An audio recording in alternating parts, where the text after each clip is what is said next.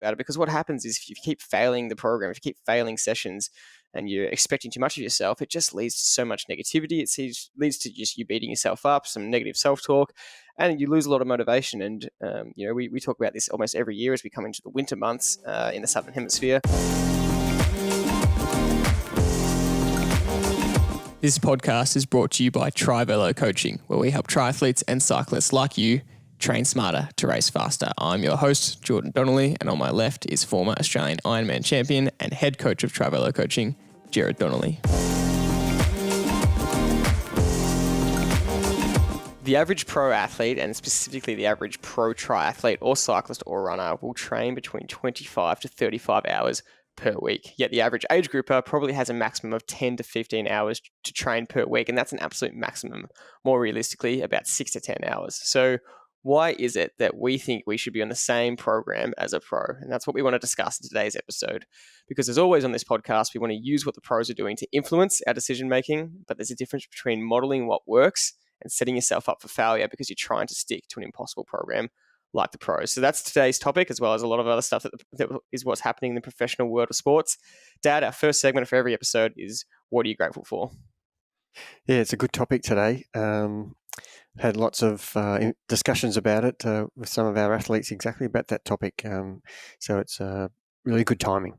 My gratitude, and we discussed this earlier, and I kind of, I'm a bit uneasy about discussing my recovery from my back operation, but I want to use it in a positive way to help everybody out there get some perspective about what they're doing in their everyday life, and also to understand that there will be periods where you yourself may have some mishap where you have to come back from some sort of illness or injury. So I kind of want to say how grateful I am about the things I can be doing, positive things I can be doing while I'm coming from a recovery phase, which is going to last for up to 12 weeks. And one of the things I'm grateful for along that journey is that there's so many good sporting things on at the moment, when I can't actually spend a few of my hours, maybe it's 10 or 15 hours training, I can actually really concentrate on the sporting events that are happening right now. And obviously the Giro, the tours coming up, a lot of the soccer around the world is coming to its conclusion in Europe. Our particular team, Celtic, going for the treble, and the fairy tale story for those who have been following Wrexham United in the English leagues, and the Diamond League. It's all starting in the summer for Europe, and yeah, I'm just really grateful that I've got this opportunity to actually spend time watching some fantastic sporting events that are going on around the world. Yeah, but I think it's great we did say that we're going to update your listeners on your recovery journey and how it's looking and how you're approaching it mentally. It's a pretty painful process with how slow it is. And, you did say that the recovery period is 12 weeks, but that's kind of just the recovery till you're sort of even back cycling, let alone, starting from scratch again and, starting from almost ground zero. Then you've probably got another 3 to 6 months of work ahead of you in terms of training to get your fitness back. So it's a long road of recovery, and you have been really using that to get across to our own athletes about almost a bit of perspective, right?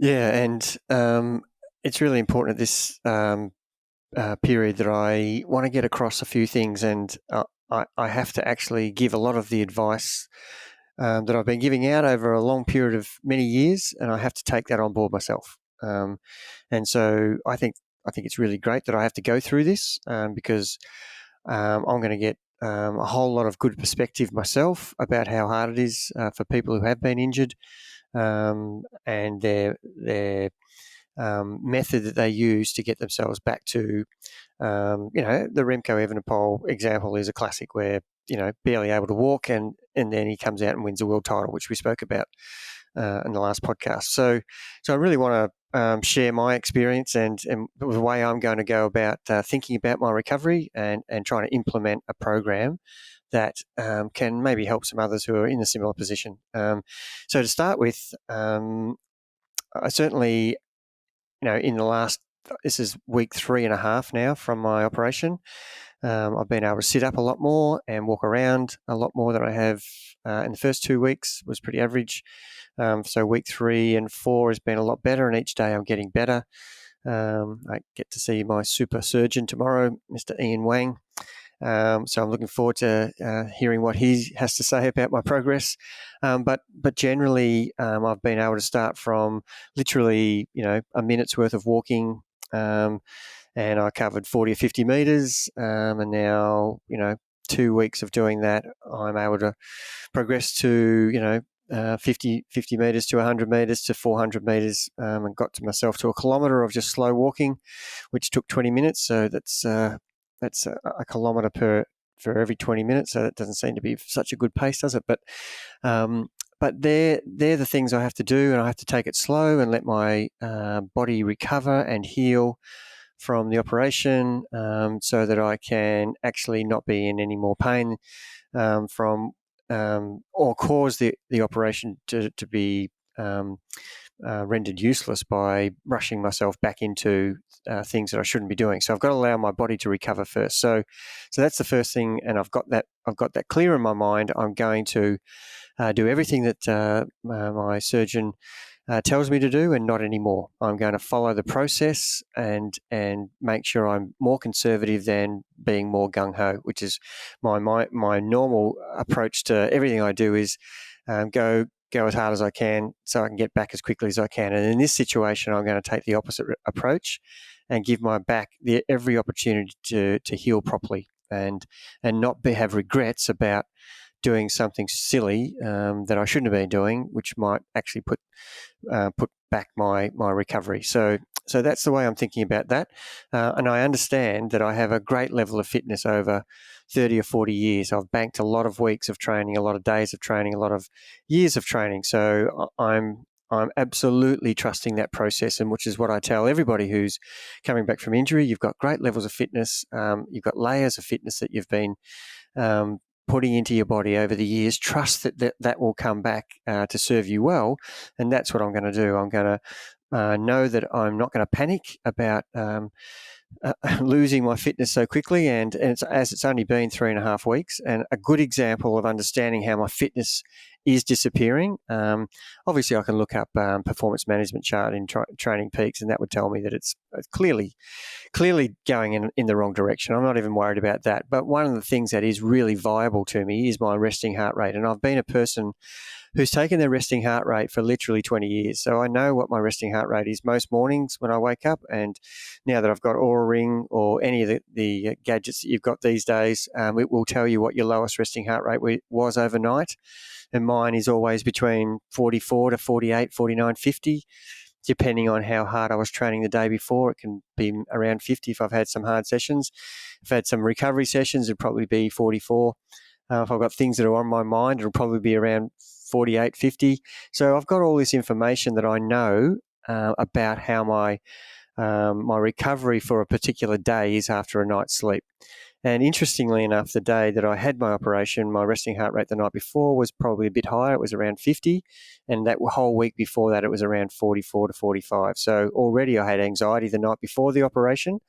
And that was something that was, really hit me straight away. Was, geez, 5 beats is quite a bit when I've been used to seeing it around the 44, 45, 46 mark. So straight away I'm at 50. And then from that point on, I've slowly progressed over 2.5 weeks, and I woke up this morning and it was 60.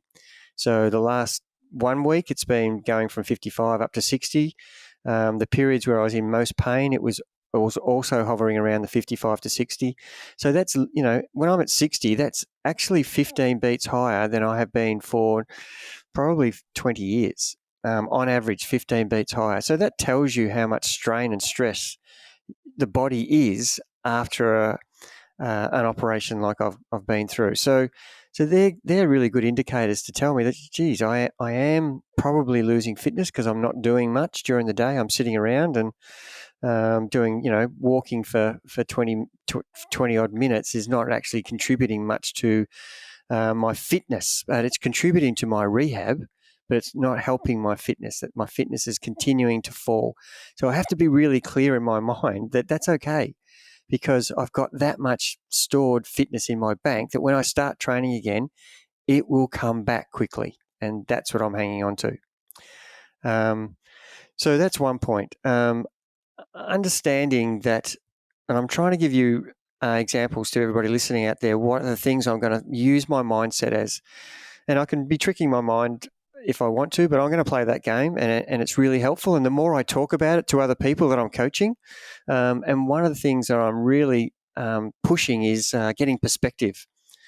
Perspective of, this is the situation I'm in, and understand there's a whole lot of people in a worse situation than I'm in, but I'm in this situation, and now it's made me realize how much I miss my activities, my training, whether it's swimming or riding or running or whatever my activities are. I absolutely miss it because it's taken away from me right now. So I've got this perspective of, you know what, there's days where I feel really bad, I don't want to train, and I feel like, oh, geez, this is too hard.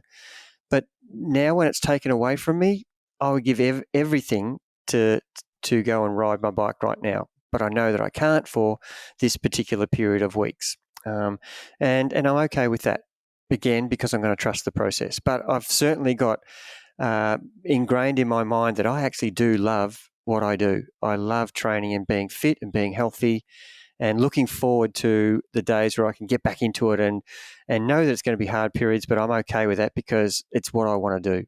And it's became very clear to me. So that's kind of really, I'm quite happy about that, actually, that it's given me a reset to understand that maybe I was getting a little bit stale over the last year or two. But a reset like this, where something's taken away from you, where you actually can't do it, it just instantly gives you perspective. It just can't be overstated, I don't think. And we've spoken about these topics before, and it can sometimes just come off as a classic cliche, get some perspective.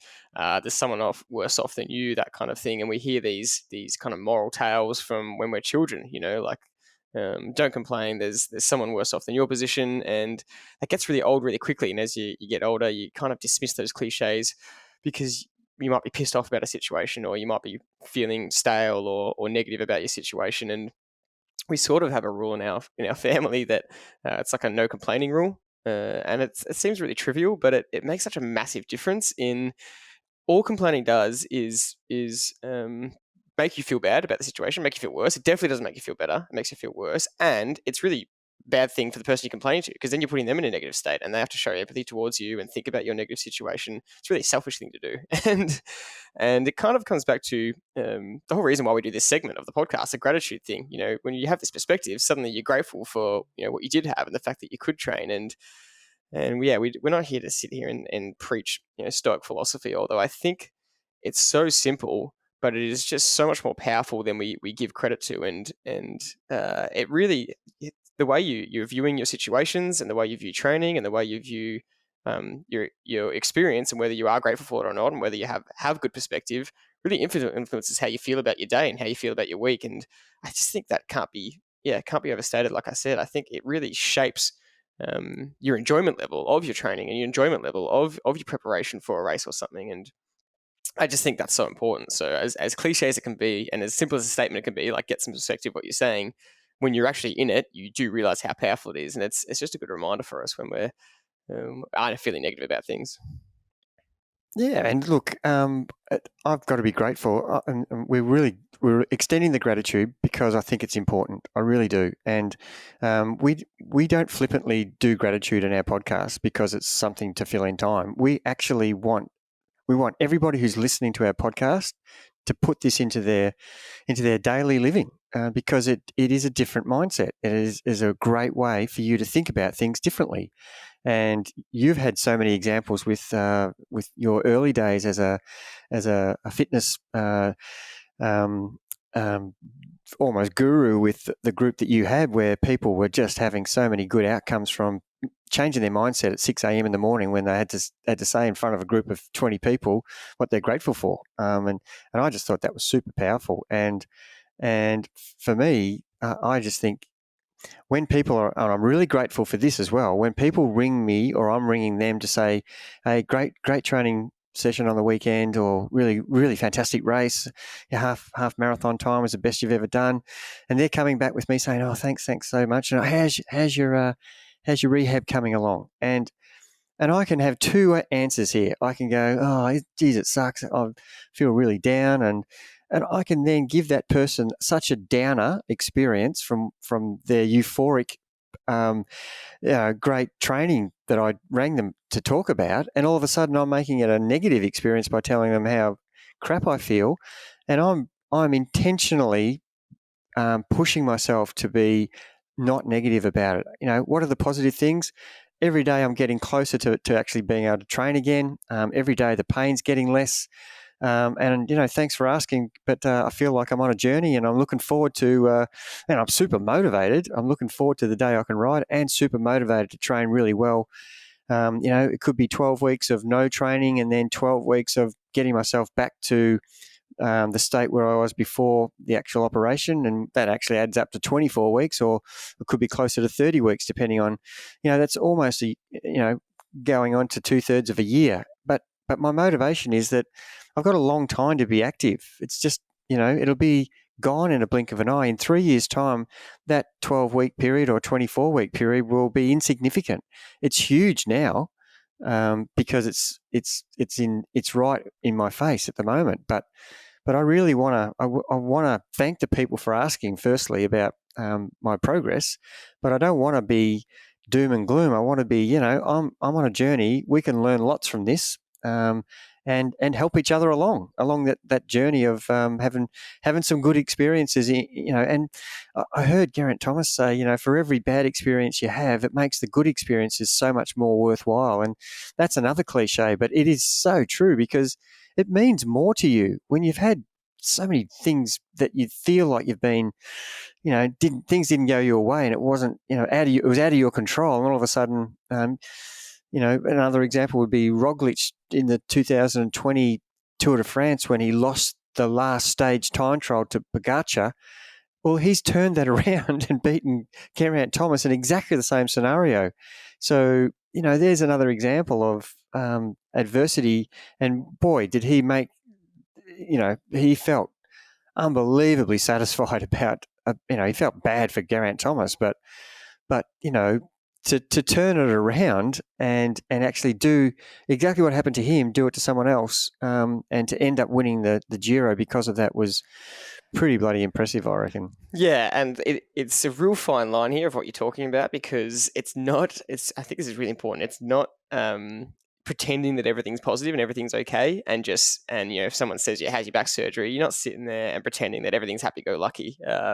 But you're not dwelling on what's happened. I think that's the key, and that's the whole purpose of the question. What are you grateful for? And it's when someone says, "How is your back surgery?" Obviously, you'd rather not have the back surgery. Obviously, you'd rather not have the problem in the first place. You'd rather still be training, not have to go through this process. That's just kind of a given. But you're not going to sit there and just say, obviously it sucks. But you're not going to sit there and just say, "Look, it sucks. It's hard." Instead, you're trying to focus on, well, I've been really enjoying.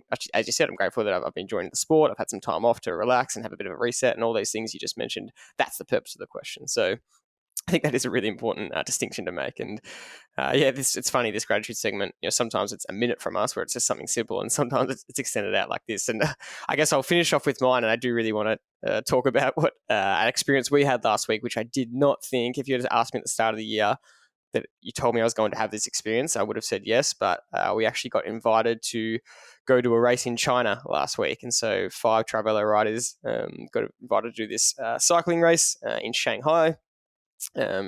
Coincidentally called the Giro d'Italia event, even though it was in Shanghai. They do these kind of Giro d'Italia, almost Grand Fondo events around the world. And as I said, I did not think I would end up in China this year, especially after the last few years of what's happened. They only just opened to international visitors last month for the first time in 3 years. So to be there was a really truly surreal experience. It's hard to explain. A lot of people ask me what it was like. I said it felt like stepping into a different universe. It's a completely different world and way of living. To get to do a 90k race, and it was, I tell you what, it was a lot more than a Grand Fondo. We were told that it wasn't super high standard. And then we got there and there was 3 pro continental Asian teams there that had turned up that had, team car. And it was funny that the day before the race, you had to go get your registration number and stuff. And we're all pinning the numbers onto our bike like you normally do. And they had their team mechanics cleaning their bikes and putting all their numbers on. And we're going, geez, what have we stepped into here? But truly an amazing experience to ride around Shanghai. I'm so grateful I got to have that because it was nothing like I've ever done. Yeah, it was one of those things you are very grateful for, and it's perfect for the gratitude segment. But just explore a little bit more about what it was, and the fact that 5 guys, like-minded guys who are loving their cycling, were able to go together and travel together and be really well looked after by the organisers of this event. And be treated like professionals. And tell us a little bit about how that felt, and you got a little glimpse of what it would be like to be on a mini world tour sort of experience. Oh, spot on. It was really a really well put together event, but specifically, as you said, we were just completely looked after. So we locked up at the airport and we got taken to our hotel in a bus. You stay at the hotel. All the riders stayed at the same hotel. There was buffet breakfast each morning. The tour guides took us around, which was very necessary because we were in the outskirts of Shanghai and no one spoke English. And then, you prepare for the race as like a pro. And it was 2 days of racing, and there was a team's time trial on the first day, which we really would have liked to have done, but it was a full event. So the day 2 was the 90K stage race. It was a completely televised event. So it was, you rock up at the start line and I think last year's event had 1 million viewers, which seems like so much. I mean, compared to China's population of 1 billion, and 1 million is not much, but it's a fully, completely, really high funded TV event. And so when you're racing, the entire road was blocked. I've never been on a course so blocked off. As like it was run like a pro race. They had 3,000 cops along the route, staff, volunteers. It was the race itself. Just never experienced anything like it. Riding through these closed streets and villages of China, it was just so special. I just felt so lucky to be a part of it all. Yeah, and the race itself, the expectations from us was to just go and do your best and have some fun as a team. We're a team of 5, and a lot of the Thai teams and other Asian teams had up to 19, 20 riders. So you're a little bit outnumbered, and probably the level was a bit above our level, but your attitude was great, and our team tactics were just see what happens and make sure that we work as a team. And how did that actually how did that end up? And I've put some stuff on social media with you and the break. Tell us how that eventuated? Yeah, so it was great talking. We had a team meeting with you once we rocked up and found out the competition, because we were going there thinking we don't know what the race is going to be like. Is it going to be a decent Grand Fondo where you're averaging 40 k's an hour, 38, 40 k's an hour? And then we quickly spoke around and found out once we were there who these teams were and how the quality, and we knew it was going to be a really high quality, fast paced race. So we all got on the phone to you and just to set the scene before you talk about that, you weren't in the Grand Fondo. The Grand Fondo was after your race. Your race was 100 selected riders from all over the world. Yes. And you happened to be picked up at the airport, and the guy who got in the car with you was none other than Andy Schleck, Tour de France winner. So I'm just giving a little bit of perspective here. So go on. Yeah, no, that's a great point, and hopefully we'll have Andy on the podcast soon, because I had a great chat to him in our bus ride from the airport to the hotel, and it was pretty cool to get to have a real in-depth conversation with a Tour de France winner. But yeah, no, sorry. So it was, in the actual Grand Fondo behind us, they started 20 minutes after us. There was a few thousand people riding. But yes, ours was 120 riders, I think. And yeah, we had a chat with you about team tactics, and we don't know the riders.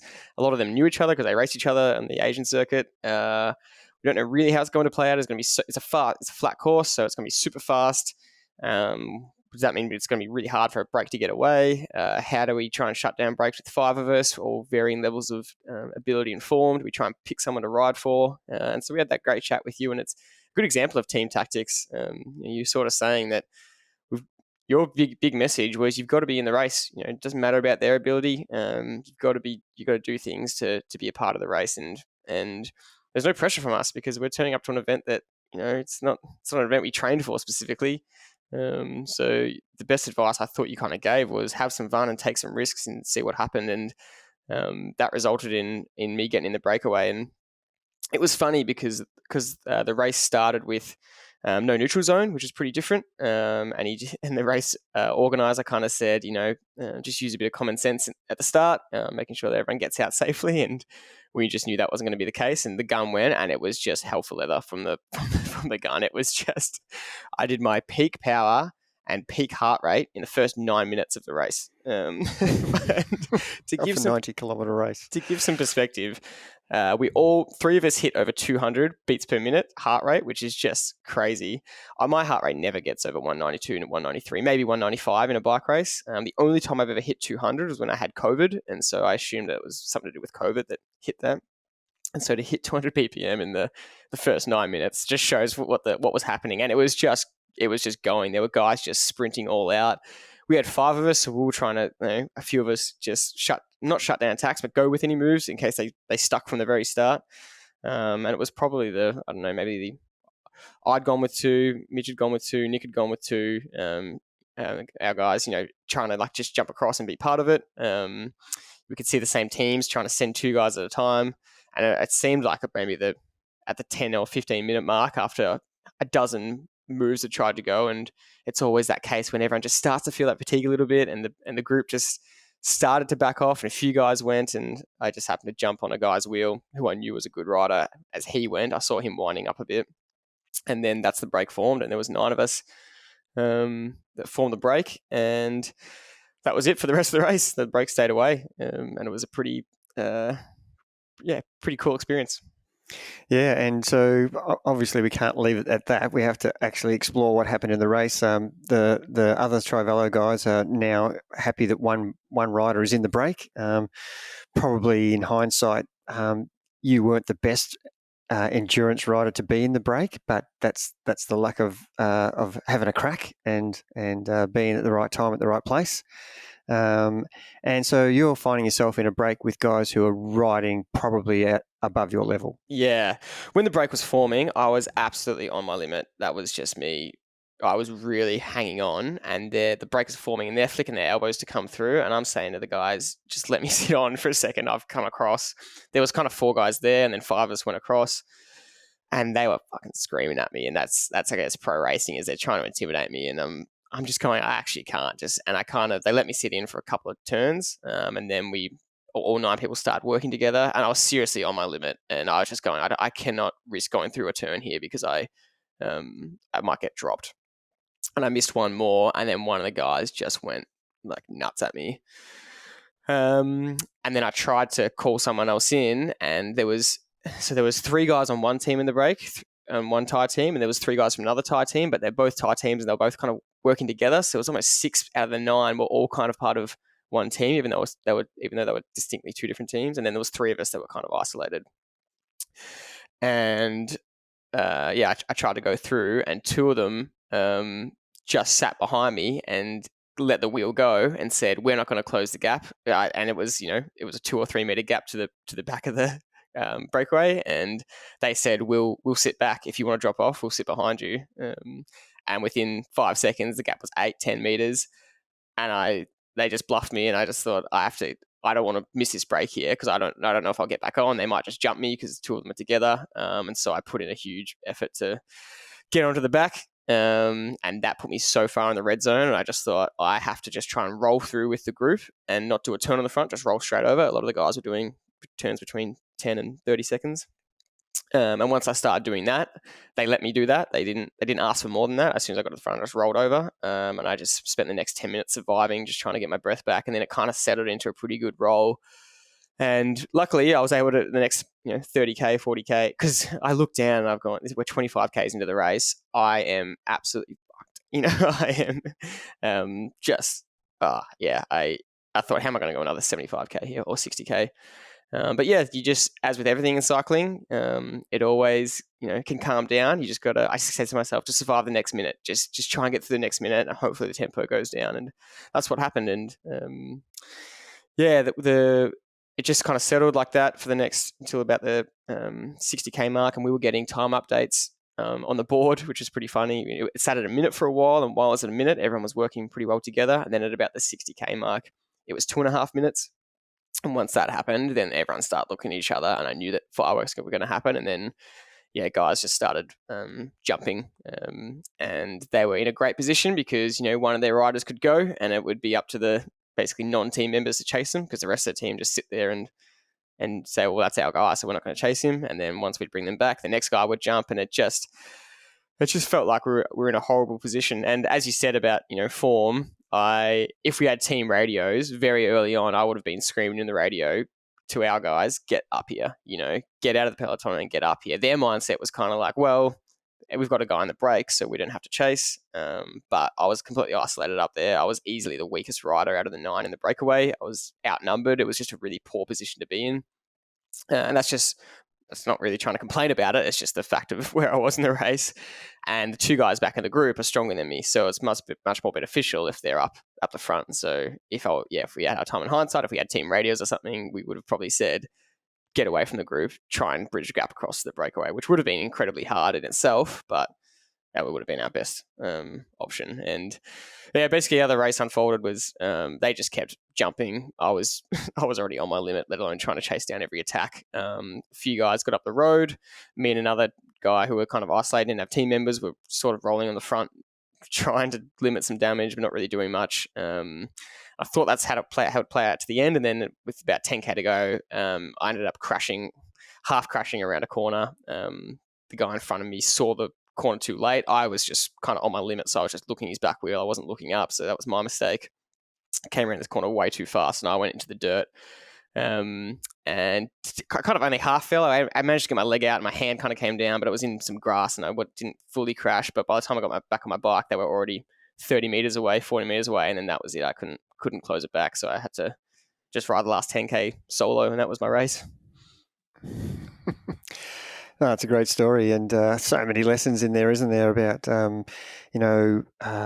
how to communicate in a really big event, and how important race radio is to get your message across, and also is it advisable that the guy you don't have in the break is the one that the guy you do have in the break is the one you don't want to have in the break, probably with the level of riders that you're riding against, and who knows, the other guys in our team might not have done any different than you, but we sort of don't want to let the breakaway get 4 minutes. You want to keep them within a minute, so that it is an opportunity if something happens to you, that at one of our guys can get across. And they're just little examples, and it's always easy in hindsight, but the goal was just to have a good experience and learn a lot, and another race under your belt, and you learn so much about racing at that level, and how easy it is to get isolated, and how good it is to be in a break, and how bad it is to be in a break that's above you, and what do you do, and do you do more turns, do you less turns, do you be bluffed into doing something you don't want to do? That all the questions and analysis you and I had after the race was really good, and that's sort of what a club racer would expect to have happen if for example, if someone's been riding D grade and they've been winning D grade races, and all of a sudden the race director puts them up to C grade for next week, and now they're in a group that they're out of their limit. Do they change their tactics in riding? Do they go on the break, or do they be more conservative, a more defensive style of riding, etc.? So these are all scenarios that as a bike rider you're going to face, and whether you're in a Chinese representative race, or whether you're in a local club race, the same scenarios are happening. Club races don't have a lot of alliance with team members as you do in a sort of a race like that, where it's specifically around teams. But there's a lot of alliances in club races where there's 4 or 5 mates who won't chase other mates. So it probably is a teams event anyway. But yeah, they're great lessons, and especially for the guys back in the bunch, not knowing what the scenario was up the road. They didn't know that, they knew that the guys up the road were damn good riders, but they didn't know how you were coping with that, or so they were doing their best to not let anybody bridge. So in hindsight, they should have been keeping the breakaway closer to the bunch and the peloton, so that if something did happen, they could see that was happening and they could change their tactics. Always easy in hindsight, but lots of good lessons and a great experience. Yeah, for sure. And I guess to finish off, I did ask you after I just said I was constantly going through situations in my head. What are my options here? What should I do? I knew the attacks would come at some point. I knew they would just counter. I just felt completely stuck. And afterwards, you just said pretty bluntly, had to completely call their bluff back and just say, my stronger riders are behind me. I'm not doing any work. And if guys, if you have to let guys go up the road, do that, because what you said was really right. They're all competitive races. They might let one of their guys go up the road or two, but they're going to want to race as well. They're not there to sit there and come 6th, 7th, 8th. And so just if that means letting 2 guys go up the road and then the race becomes a bit more for 3rd or something, that was my best kind of tactic in that situation, which was helpful to sort of hear afterwards. So we do want to talk about a few other topics, and the main one is the Giro, because so many cool things happened in the race that's worth talking about. And as you mentioned before, Roglic just beat Thomas in the final time trial, which was really exciting. And I will say that a week ago, I said to some of the boys, Roglic is going to win this. Thomas looked strong. Everyone thought Thomas was going to take it home. But I just watching the way he was riding, I think Roglic is going to take this from Thomas. And he got him on the final time trial. He was down by 26 seconds. Going into the time trial, he beat Roglic. He beat Thomas by 40 seconds. So taking the lead by 14 seconds total, and that was with a mechanical from Roglic. So he probably would have beaten him by a minute in the actual TT, which is crazy to think about. But something that Thomas said, which is just so funny for everyone that's a usual listener of the podcast. They said, after how you're feeling bittersweet, you tried your hardest, you lose in the last one. It's a lot of, he said he was so happy to be in this form because he just wasn't even near this form 3 to 6 months ago. So if someone had told him he was going to take 2nd at the Giro, he said he would have been stoked, but to lose it in the last stage, he's just so disappointed. And one of the things that really stood out to me, he said the manner in which he lost maybe hurts more because he felt like he really died in the back half of that time trial. He said, maybe if I started easier and finished stronger, but I still lost, it might feel a bit easier, or maybe it would have been a different result. And that to us is just almost infuriating, because it's like, how often are we going to see, top level athletes kind of do a worse performance and make that mistake? And it's potentially costing the Giro. Yeah. And look, if he had started easier and finished stronger, Roglic may still have beaten him, but the point is he would have felt better about his actual execution. Yep. And look, I remember, I think it was probably pre-COVID, the Dauphiné time trial. I think it was Geraint Thomas did the actual. Normally, the Dauphiné does the time trial or on the actual tour time trial course or something similar. And Geraint Thomas on that particular day and that stage on the time trial blew the field apart in the first half of that time trial, and then I think he was 15 seconds up on all of the big GC contenders for the tour, which was on a couple of weeks after the Dauphiné. And by the time they finished that time trial, he came 5th and he'd lost 30-something seconds in the second half.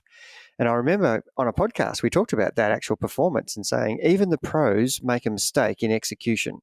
And he got interviewed and he said, "Oh, I can't believe how foolish I was. I just rode way above my level and paid dearly for it and faded so badly that, and I've learnt my lesson."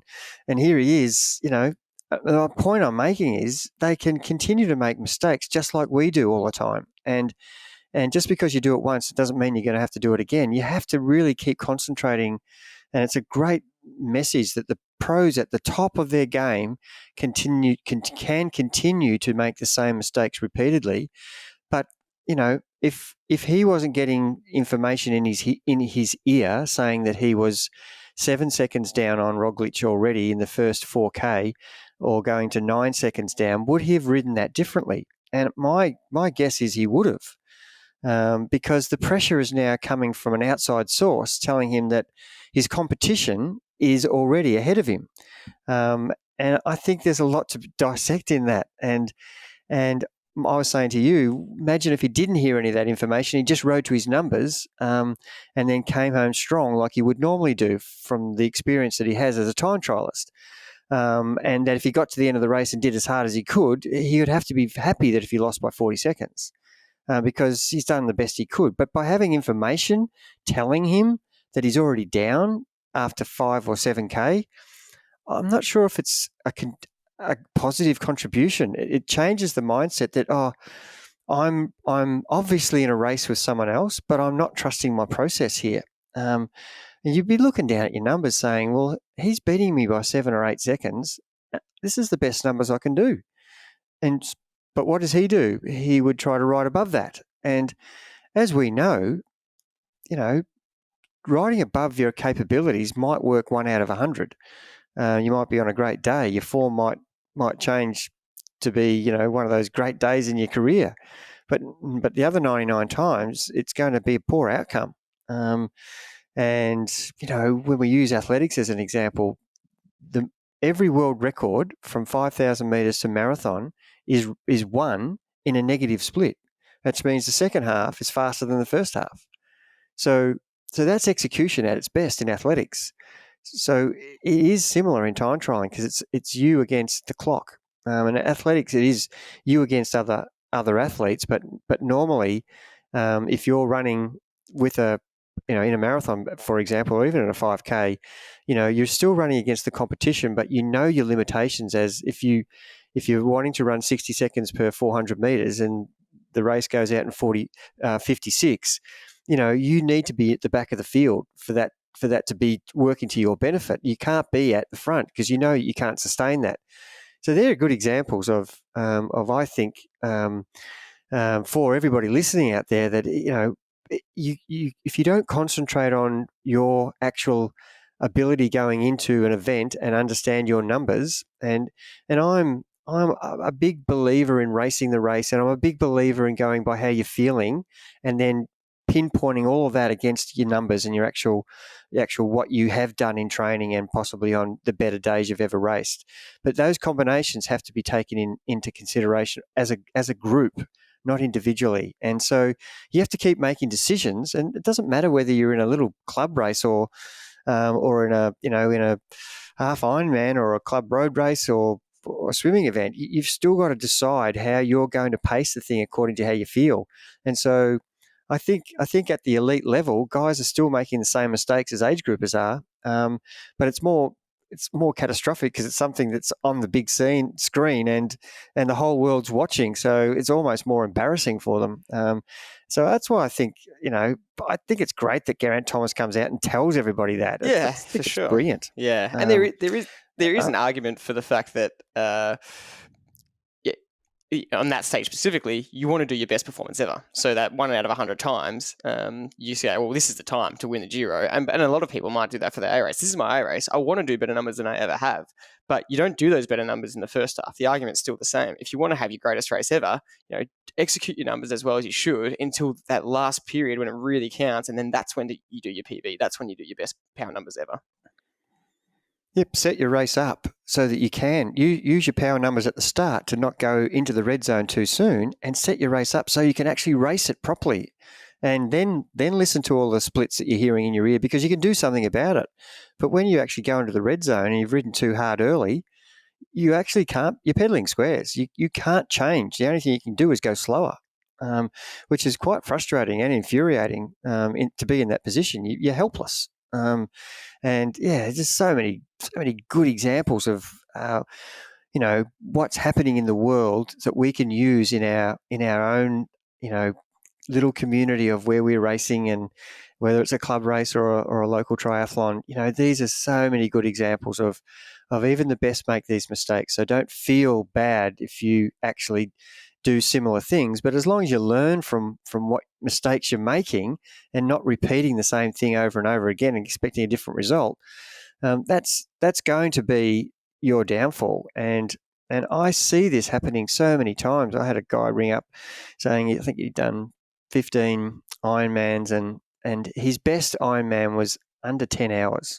So he's quite a capable athlete. And recently he'd done 13 hours and 12 and a half. So there's a big gap between his best and his worst. And he's saying, I'm sick of doing mediocre results. I want to get back to where I was. And I need to have a program that's going to really help me concentrate on execution and getting the right fitness levels and understanding how to go about racing like I did before. And I don't want to keep doing the same stuff I've done before. And that's the sort of thing that we all should be learning from is, this guy's done 12 of them or 13 of them poorly. And, that's a lot of mistakes to make year after year. It's a lot of Ironman mistakes to make specifically. It is. And it's excruciatingly a hard thing to go through when you're really not able to function. You're at the mercy. You're on the death walk. You're at the mercy of the event, and you're just trying to get to the finish line. It's not like it's a poor 50-minute 10K or something. That's right. Yep. So they're examples of actually, doing something about understanding the situation you're in and changing something up. And it takes a lot of guts to admit that you're really stuffing up what you've been doing, for literally a decade. And now it's time to change. And, my first thought is, how did it take you that long to come to that realization? You should have been changing straight away. But that's neither here nor there. The point is, once you realize what you're doing can be changed, then that's the good point that you've got to, where you can actually now have a different approach to it, and the outcome will be clearly improvement, and the joy comes back into the actual event. And I see so many people have poor events and still want to come back again and try and beat their head against the wall with the same tactic. Imagine going into a race with a new tactic that's actually going to be effective, and you're going to improve, and you won't be able to take the smile off your face. And that's what we're trying to get across is, there are ways and means of going about things, and what you've done in the previous, doesn't mean you keep repeating that thing, because there are better ways, even for those who are doing very well. You need to be open to learning if there's a better way of doing something. So. Yeah. And then another really positive thing I took from Geraint Thomas's race was the fact that, he's had a couple of years of poor form. A lot of people kind of he said he's in the back end of his career. He might be washed up. And to see a result like this for what he's done the last couple of years is just so encouraging. And more specifically, his age. And he's 37. They kind of asked him at the end of the race, what's next for you? Are you done? Are you going to keep racing? Are you going to do more Grand Tours? And he said, I don't know yet. But he said, I'm definitely not done. He's thinking the Vuelta. He might like to have a crack at the Vuelta again. And he sort of said, I feel as good as ever. I feel like I can keep going. I feel like I can keep performing. And he's 37. And it's just another example of age not being a limiter. And there's just so many athletes out there that are peaking at 35 plus. And, it shows what you can do. He's literally at the very top of elite cycling and Grand Tour cycling at 37. And we just see, so many people. Cavendish is just retiring at 38, but across sports all over the world, Tom Brady famously played till he's 44 in the NFL, which is one of the hardest hitting sports. Kelly Slater still competing on the World Tour circuit at 52, which is just crazy. Eliud Kipchoge, don't forget, he's had kind of the best 5 years of his life, but he's 38 now. So 33 to 38 is where he's really peaked. Serena Williams is retired at 40. She was still winning Grand Slams and easily the greatest tennis player that tennis has ever seen, and she's winning Grand Slams from 38 to 40, 41. Annemiek van Vleuten is 40, multiple world champions, still at the very top of her cycling game. I'm just rattling off all these people who are still peaking at around this age. Nicola Spirig just broke the 8-hour Ironman, the second woman to ever break 8 hours for the Ironman last year at 40, 41, and I could just keep going, but. I think it's really good examples of people defying what we kind of perceive as age being a barrier, but I think it shouldn't even be a social kind of commentary anymore. Yeah, and I love the way Geraint Thomas doesn't let the incessant questioning about his age get to him. He's got a great balance mindset. I'm super impressed. I didn't really know much about him, but watching him lose this tour has given me more respect about that person and his personality than seeing all the victories that he's had over the generations. But he didn't snap at reporters always asking him, are you too old? And he was very calm, and he races like that. He's a very calm, balanced racer. You don't see him ever getting upset.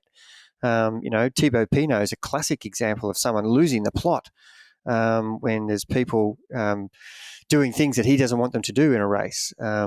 And yet Geraint Thomas, I thought his humility in defeat and praise of Roglic was absolutely brilliant. The sportsmanship he showed, I just thought was fantastic. He said Roglic was superior in the day that it counted the most, and he deserved the victory.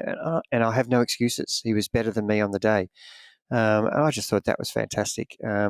His actual kindness and friendship he showed for Cavendish by doing a 1.5 kilometre pull to make sure that Cavendish got a lead out proper, because he only had one Astana rider helping him.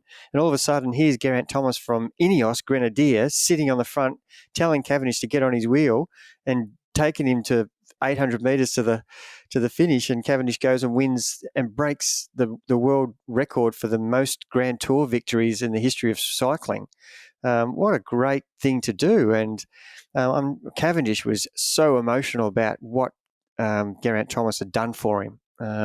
He couldn't speak about it. He was in tears, saying how grateful he is for that friendship kind act that Geraint Thomas did. So I'm really impressed with him as a human being, and I really hope that he keeps going and gets some more success. That was so awesome to see. And he put up a post and said, well, if I can't win, I want to try and help a mate win. And he could have sat in the peloton and sulked, and he's lost a Grand Tour by 14 seconds, and he didn't. He said, what am I going to do here? I'm going to have some fun. I'm going to go help a mate. And it was so awesome. It's what sport is all about to me. Yeah, absolutely loved it. And I want to mention that we're talking about the people at the very top of the world here. We're talking about world champions at this age. But it has to be said that for our own athletes, we don't just see one or two athletes improving with age. We have many, many, many examples of athletes pushing their best cycling power numbers, pushing their best cycling speed, pushing their best run performances at 56 or 58 compared to where they were at 50 or 52. And they're not anomalies. It's so common. And so it's just really encouraging to know that and to understand that's possible. And for you as an athlete, you can improve and you can keep going. And it doesn't have to necessarily, you don't have to believe that performance will just continually decline. And that's, factually, VO2 max does decline with age, but that doesn't necessarily dictate performance. So I think that's really important to be said. And it kind of leads us to the final part of the topic we wanted to talk about, and that's age groupers versus pros. And you don't want to underestimate the toll of training. And pros train so hard. They train long, they train hard, they train for so many hours. And if we try to emulate that, we're really going to set ourselves up for failure, because what pros do outside of training is they recover. They rest, they recover, they sleep, they eat. And that allows them to train so hard and so long. Yet, us as age groupers and amateurs, we lack the recovery. We have to work outside of training. We don't get time to rest and sleep. We have other things outside of life, other external commitments. Working full time families, just life admin. We don't have things looked after for us. Our bike mechanics aren't cleaning or maintaining our bikes. We're not having potentially dietitians or cooks, doing all our meals. So it's really important to understand that. Pros train hard and have more recovery, and we shouldn't necessarily aim to emulate that. Oh, it's a big topic, Jord, and it's disappointing we haven't got a lot of time to dig deep into it. But I just really want everybody out there to understand. And the example I'm going to give, fortunately, we had my eldest son Liam and their two children, and Lani, Liam's wife, here whilst he was in China with the race, and watching the sleep deprivation that they had each night with their 16-week-old baby waking up every 2 hours at 10 p.m., 12 p.m., 2, 4, 6. It is just impacting on their functionality during the next day, and that fog that you feel from lack of sleep, and that you have to perform at work the next day or whatever your day has. And if you just put that on day after day, and this has been going on for pretty much 16 weeks, and we got a glimpse of it for a week, it is so draining, and it is impacting everything. And so to not give that kudos, credit, and really understand the changes you need to make around your next day, and just acting like nothing happened during the night, that's a recipe for disaster. You absolutely have to give that the rating it deserves, because it's impactful on everything, and you will end up being run down so badly that you won't be able to train anyway and perform. So my message out there is, we want to have the best program possible. That is our ultimate goal. We want to start with what is the ideal scenario for us. If I've got every minute available to me and I don't have any outside disruptions from work or from family or from injury, from illness, what is the best program I can do? Right, let's start with that. We put that up, and then we have to be absolutely ready to adjust at any given day, on any given week, in any given block. And if you're not willing to adjust and be flexible, then you will be on a journey that's going to be, you'll end up giving the sport away because you are so disillusioned with your lack of improvement because of the missed sessions. And we've always said that consistency is the key to, consistency is king. Consistency is the key to improvement. If you can just maintain consistency, and I've had this discussion with many people who've started the program with me, and I'm saying, look, the one thing I want you to get really through your head is you just have to be consistent. And if you can get that going, then your progress will be so much quicker than you've ever imagined. The answer comes back to me, consistency, no problem with that. Is that all you're worried about? And boy, does that come back to bite people. Looking at someone's Training Peaks month where they've got possibly, 35 sessions and they've done 12 of them. And, as compared to someone who's been able to do maybe not the intensity they were meant to be doing because they had to adjust because of poor sleep or lack of time, but they've managed to keep doing session after session. And they end up with 30 out of 35. The person who's done 30 compared to the person who's done 12 is so much further down the track. They're building up layers of fitness. They're building up better resistance to load.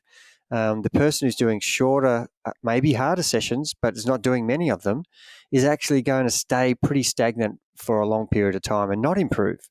So there's so many areas that we need to talk about with the toll that training takes on the age grouper, and how other things influence your performance, such as outside things as what I explained with just having a young family, or you might have teenagers who are going through hard times where you're having to spend time, dropping them off at a party and waiting till 2 a.m. to pick them up, and then you not getting to sleep till 2:30. And that's a reality as a parent. And everybody in the age group from 20 to 70 is in one of those areas of young children who are teenagers, or being grandparents for their children's children. So there are going to be disruptions all the time. And the message that I'm trying to get across is, yes, start with the best program and then be willing to adjust on a daily basis. And we talk about how you feel, and how you feel is determined by what's happened to you in the last 12 hours, what's happened to you in the last 24 hours, what's happened to you in the last 7 days. They all have an impact on what happens the next day. And don't just think, I had a bad sleep last night, I should be right. If you've had 15 days of great sleep, you probably will be right. But if you've had 15 days of continuously the same interrupted sleep, my guess is you won't be right. So it's okay not to do the session that's prescribed. Do something that's less intense, but make sure you do something. And that's my message across the board to people who are having trouble with coping with the program and their life. And there's so much to dig into here. Yeah, it's about, just basically being kinder to yourself and potentially lowering your expectations of what's realistically achievable. And of course, as you said, the motivated athlete wants to come into a program and smash 12 sessions a week, sometimes twice a day with a cycling session, a run off the bike, and some strength and conditioning. But yeah, realistically, understanding what that we're not pros and being kinder to yourself about it. Because what happens is if you keep failing the program, if you keep failing sessions, and you're expecting too much of yourself, it just leads to so much negativity. It leads to just you beating yourself up, some negative self-talk, and you lose a lot of motivation. And, we talk about this almost every year as we come into the winter months in the Southern Hemisphere. And the Northern Hemisphere has just come out of their winter months. But no matter where you are, you go through the same sort of motivation cycles where it starts to get tough to train in winter. It's cold, it's dark, it's wet. When you're training early morning or late night, you're often training in the dark. If you're training indoors, it's still not comfortable. And it's really hard to get through these periods sometimes. So I guess, what can you do about this as an age grouper? One is adjusting your mindset, but what do you do here when your motivation starts to wane a little bit? Yeah, and this is the time when you have to think, the big picture. And there's going to be a summer. So, if we just use the Southern Hemisphere as an example, we're coming into the colder, getting darker in the mornings and getting darker at night periods. And if you're lucky to be in the closer to the equator, if you're using Australia as an example, the temperature is not so bad as it is in Tasmania or in Victoria, but certainly you're going to be up against the elements, and there could be periods where you can't train outside because it's just literally lashing down with rain or wind, or it's just really freezing cold, and you really need to come up with strategies, and that's what you do about it. You come up with strategies that are going to help you maintain your consistency. That's how you should be thinking. What things can I do that are going to enable me to be as consistent as I want to be? Because the big picture is summer will be here, and the races that I want to do will be in my face. They'll be in 1 week's time. And I've got 16 weeks of winter, or 20 weeks with winter and some spring, where I can be as well prepared as I've ever been for the next period of where I want to be in good form. And so you want to think about things like the strategies I'm going to tell you are, think about things where your weaknesses are. That's my goal. That's my mindset. I've got to concentrate on what things did I do well. Let's take triathlon, for example. Running off the bike, I didn't do that very well last season. I need to actually get stronger so that I can hold the pace I want to hold from the start of the run off the bike to the finish of the race, rather than starting at a pace I should be able to do and then fading. What are the things I can do in winter to stop that from happening? Okay, be stronger in the back end of the run, which means do some more hills, do some more strength work as a runner. Not do some intensity work, but be stronger so that your body can cope with the load and the pace that you're expecting to do on race day.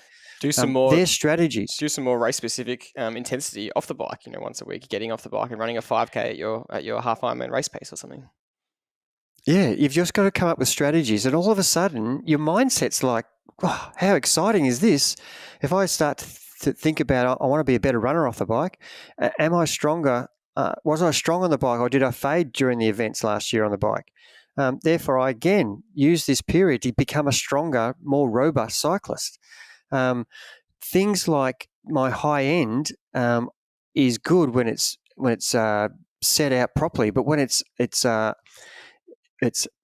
race scenario where you've got so many things that are happening unpredictably, you need to actually do that type of specific stuff. And for example, Zwift crit racing is a great way of keeping your unpredictable reactive style of racing in check and become better at that during the winter.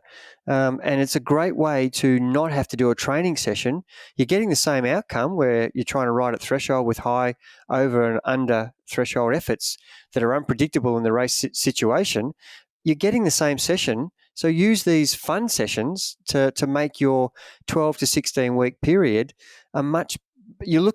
I know that when we ran our Trivelo handicap races, people were looking forward to a Thursday night race. They know it was going to be hard, but it was a fun thing because it was a handicap, and the opportunity to win, if the handicapper got it right, was really a good buzz. And because most of the people knew each other, even if you don't know each other in a Zwift situation, it is still a competition that's going to push you to get the outcome that you want, which is to do an intensity session. And this is a strategy that you can use where you're doing a training session, but it's a race. And they're the things that you're trying to strategize to make sure that you're getting the most out of the period where your motivation could possibly be low. Yeah, what you're really saying is find a strategy that's going to motivate you specifically. So if that's picking a race between September and November, and that's going to get you out of rut, having something to work towards and really focus on, then so be it. If that's picking a weakness and deciding to get stronger at that, then so be it. And that could be anything. You might find that you're getting a bit stale on the bike or stale in your running, and maybe you want to do a period of where you get to focus on strength and conditioning for 6 to 12 weeks, where you kind of back off the training a little bit and do some gym work and do some variety. Or I'm just using an example of whatever you can pick that's going to work for you and not put you backwards and not make you stop training and doing the necessary things to keep improving, but trying to find different ways to go about your training where you can be a bit kind to yourself because you're not feeling as motivated, and pick a strategy that works. And we've spoken about the Zwift Winter Series plenty of times, the Trivelo's Zwift Winter Series that we do, and absolutely in those periods when most days you're not enjoying training, that Thursday night race becomes the highlight of the week and you look forward to it so much. Handicaps are always fun because if they're done right, like you said, anyone can win. And that's just an example of picking something, and we're going to do it again this year because it really is just something motivating to look forward to over winter. There's the endurance rides on Saturday morning on Zwift. I also found them really motivating, that you're getting your endurance ride in, you do a long warm up, then you can do 100K in some of these big group rides, and it always ends up in a race in the last 20 or so K. So you're getting this great fix of an endurance ride on Saturday, and I look forward to them so much. And each week you're seeing sort of your progress of, what was your normalized power for the entire 3 hours? What was your normalized power or your average power for the last 20K? How did you actually go in the race?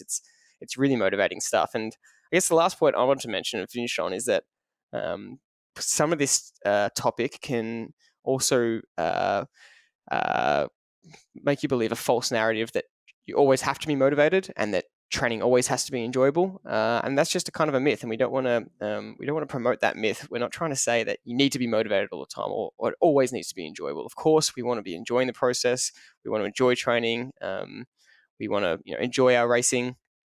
But the reason that we train is ultimately to challenge ourselves. We're trying to push ourselves, to challenge ourselves, to stress our body so that we can get better. And that's not always going to be a positive process. In fact, it's kind of an inversely positive process where we're putting ourselves through a negative experience to get the positive reward from it. And so I think that's really important to understand is that if you're not enjoying training, that's also okay. You might have to go through a period where you're not enjoying it as much. And that's kind of part of the suffer. It's like, okay, well, can I still train consistently? That's my challenge. Can I still rock up to these training sessions when I'm not feeling like it and when it's hard? And then if you can get through those periods, that's a big reward in itself. So I think that's a really important point to mention. Yeah, and having the big picture outlook is really important so that you can actually think your way through the day and the week, knowing that this is a couple of steps on the journey to where that November race is or that race next March. So if you keep thinking about what am I going to feel like, on the start line on that day, and just say, oh, okay, I've got 17 weeks for me to turn my form around from what I've been doing the last 2 years. And yes, there are going to be times where it's not an enjoyable experience. But as we've said, if you can actually give yourself these strategies and have the goal of being as consistent as possible, because that's going to enable you to get, more towards where you want to be on race day than being inconsistent and just being, doing big efforts here and there. So we're really pushing that point. It is not a false mindset. It's realistically working your way through so that you can get through the hard periods, because there's going to be periods where you're absolutely not feeling like doing anything, but you've just, as I'm saying to people, just do 20 minutes. It doesn't matter how hard or easy it is. Just do something. And a good reminder is just look back at where you've come from occasionally. What was I doing a year ago in terms of my performance, my average pace in the swimming pool, my average pace as a runner for 10K? What was my average power for 20 minutes? And if it's still the same as what it was then you've got something to work towards. If you found that in a year you've already gone up 15%, look back on that and use that as motivation. Say, wow, look where I've come from. And I didn't even realize that I've improved that much. But because you're so micro working in the moment, you're not actually seeing where you've come from. And there will be examples where you might have been injured or ill, or you haven't trained as well, where you haven't improved. But I guarantee the majority of people will, if they've done a good program and they've been consistent and managed to work their way from 50 weeks of training, they will see where they've come from. And that is so motivating to say, right, if I've done that, what can the next year look like if I keep going the same way? And these are really good ways of understanding that, as an age grouper, we've got a lot of negativity to prevent us from achieving. And it's so impressive to see how well people do in these events, these big races that they've gone through anxiety and stress to, in work and their family, and somehow they've got themselves unbelievably fit to compete as well as they possibly could. And I take my hat off to age groupers. The pros have got it easy compared to the age groupers, in my opinion, because there's so much more adverse stimulus out there to prevent you from getting to where you want, as compared to the easier pathway. Don't underestimate how hard the pros train, but the pathway for them is easier than the average age grouper. Once they are in that position, the pathway to get there and to be an athlete in the position that you have all these things looked after you, then you're pretty lucky. But there's a lot of people on the cusp of that pro category that are doing it just as tough. And it kind of reminds me of that. I think it's a Muhammad Ali quote. And I never understood it as a kid, and I always didn't like the quote as a kid, where he's really famous for it, and he says, "I hated every second of training. I was miserable. I suffered through it all. But he did it to be great, And as I remember when I was younger, I just thought, why would you say that? Like, why would you bother training if you hated every second? I wouldn't turn up if I hated every second. But you now understand what he was saying, is that his goal wasn't to enjoy training. His goal was to be world champion. And so he was willing to suffer through every part to achieve that goal. And that's the extreme end. And that's not necessarily what we're saying. But he is saying that you don't have to enjoy the training if you've got an outcome that you're looking for. And just understanding that is a real element to consider. So I think we'll finish there. Is there anything else you want to finish up on? Yeah, I totally agree with that last point, and I'm glad you said that is the extreme, because the other extreme of that is I love what I'm doing, and therefore the pathway is easier. And it is in life, if you love what you're doing, you will be better at it.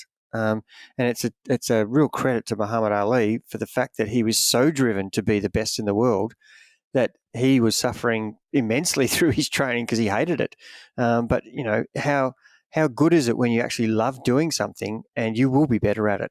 So there's the two extremes, where someone's really loving what they're doing and they absolutely get better, and the person who's hating what they're doing just to get to the end result. Well, I'm a big believer in let's just be okay with working hard and not enjoying some of the sessions, but still love what you're doing and be more balanced. I think that's my finishing point on this, is for the age grouper who's got all these hurdles to cross to get to their end goal, is to try to keep an evenness, a bit of a Geraint Thomas approach, where you're doing your best in the circumstances. You're not going to be too extremely upset. You're not going to be too extremely angry, and you're not going to be too extremely over the top about your successes. But you've got that evenness, and he races like that, and that's how we should be approaching a lot of our training and our racing. It's not our full-time profession. It's something we want to enjoy doing. So let's get a little bit more meaningful balance into it. And sure, we want to train hard and improve. But at the end of the day, if we're putting ourselves under stress and strain, we're actually not going to enjoy it that much. And we're more than likely not going to continue. So there's the scenario and the conundrum, I think. For sure. I did butcher the quote a little bit. The exact quote he said was, "I hated every minute of training, but I said, don't quit, suffer now and live the rest of your life as a champion." And he definitely did that. But yeah, I'm glad we've provided two ends of the spectrum there and what it's about. So that's it for this episode. A bit of a long one again. Thank you very much for listening. And as always, we'll see you on the next one.